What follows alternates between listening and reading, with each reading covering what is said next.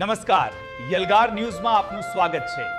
જોઈએ આજના મુખ્ય સમાચાર। નમસ્કાર, આપ જોઈ રહ્યા છો યલગાર ન્યૂઝ સત્યની સાથે।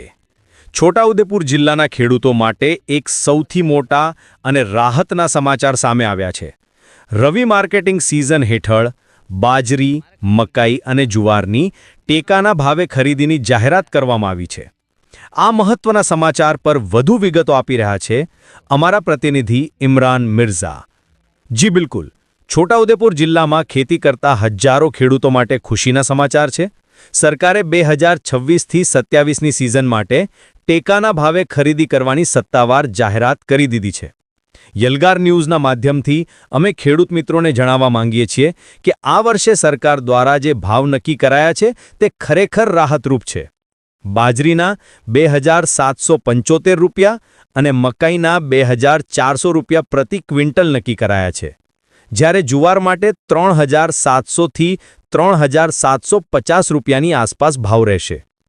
સૌથી મહત્વની વાત, આ વખતે સરકાર બાજરી અને જુવાર પર 300 રૂપિયાનું વધારાનું બોનસ આપશે, જે સીધું ખેડૂતોના ખાતામાં જમા થશે।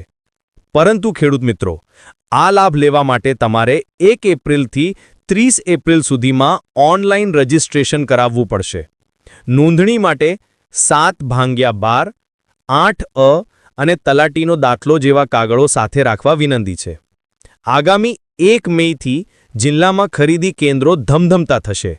કોઈપણ મુશ્કેલી હોય તો હેલ્પલાઇન નંબર 8511171718 પર પણ સંપર્ક કરી શકાય છે। હવે જોવાનું એ રહેશે કે આ પ્રક્રિયામાં ખેડૂતોને કેટલી ઝડપથી તેમના હકના નાણાં મળે છે। કેમેરામેન સાથે ઇમરાન મિર્ઝા, યલગાર ન્યૂઝ, છોટાઉદેપુર। 1 એપ્રિલથી મકાઈના રજિસ્ટ્રેશન આપણા છોટાઉદેપુર જિલ્લામાં શરૂ કરવામાં આવેલા હતા। આ રજિસ્ટ્રેશનની આંકડો 3662 છે આપણા જિલ્લામાં। અને હાલમાં પરિસ્થિતિ એવી છે કે જે મકાઈની ખરીદી કરવા માટે સરકાર તરફથી એક પરિપત્ર બહાર પડે કે હેક્ટર દીઠ આપણે કેટલું કરવાનું છે, એ પરિપત્ર હજી સુધી આવેલો નથી। અને આપણા જિલ્લામાં બારદાનની હજી આવક થયેલ નથી, એટલે બારદાનની આવક થઈ જશે એટલે તાત્કાલિક આપણા જિલ્લામાં ખરીદી શરૂ કરવામાં આવશે। કેટલો સમય લાગશે સાહેબ?